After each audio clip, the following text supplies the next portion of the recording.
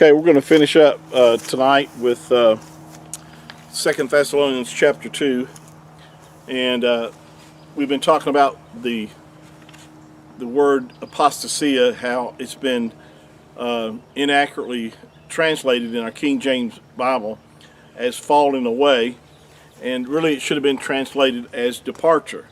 I mentioned in our previous video that the first 7 English translations of the scriptures before the King James 1611 all translated this word apostasia as departure and not falling away.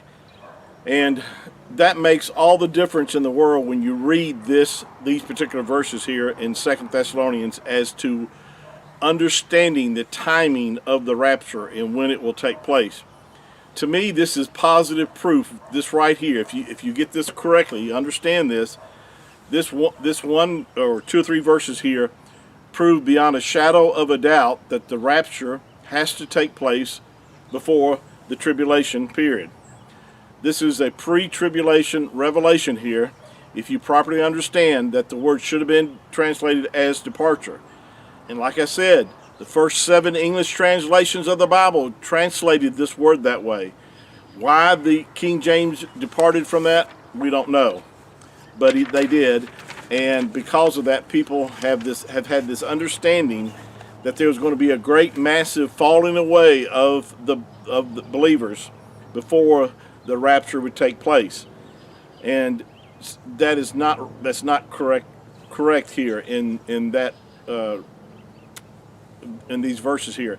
It's talking about there will be a departure first. Now I want to go back here and read this verse again. Verse 3 of 2 Thessalonians chapter 2, Paul says, "Let no man deceive you." Don't let anybody deceive you. These people who try to tell you that the church is going through the tribulation and all this, don't let them deceive you. Properly seek this out. Don't just take my word for it. Do your study yourself.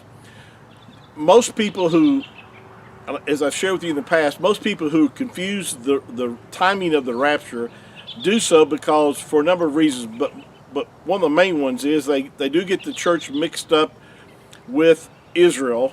They don't see a distinct difference between them, and so there's a lot of other reasons too people get confused about the timing of the rapture. But one reason is not understanding these verses right here that we've already talked about. But when you understand here that when Paul says, "Let no man deceive you by any means, for that day," now here's the real key. You have to understand what that day is that he's talking about. See, most people interpret that day as the rapture. But he's talking about the day of Yahuah, or the day of the Lord, which we've already talked about is the time frame of Daniel's 70th week, or the tribulation period.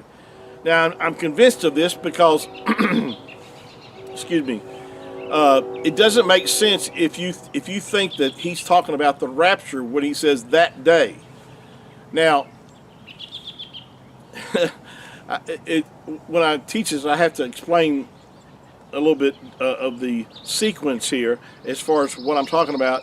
The rapture has to precede the day of Yahuah because of what he's revealing here. But it also, at the same time the rapture takes place, the tribulation will begin. Now, I'm convinced of that. Now, there's no scripture that says that per se, but the Messiah, Yahushua, made reference to this when he compared his coming to the same as the days of Noah and Lot.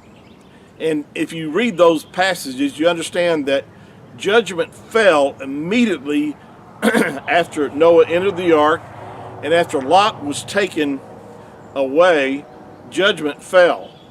So when we're taken away, judgment is going to fall. If we follow what the Messiah was comparing, he said that it would be the same as these 2 different scenarios.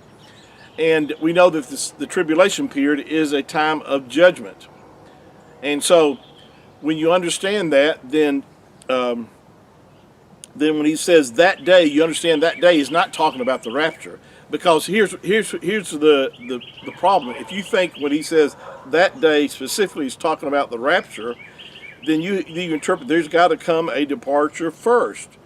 See, the departure first has to happen before the tribulation or the day of Yahuah can begin. That's what's being said here. Not that the rapture before the rapture happens, there's going to be a departure first. the departure is the rapture. So I hope you understand what I'm saying here. And then he says that the man of sin be revealed. We know that, of course, this is talking about the Antichrist. Now, the Antichrist doesn't have to be revealed before the departure takes place, but before the day of Yahuah can begin, or the day of the Lord, the rapture has to take place first, and then the man of sin can be revealed. I hope this is helping clear up some things. This is really, to me, if you get this basic understanding of what this word apostasia means, that it really means departure and not falling away, then you can understand here that Paul is communicating to us a pre-trib rapture that was going to take place before the tribulation or the day of Yahuah begins. Thank you for your time this evening, and we'll pick this up on our next session together. And until then, shalom.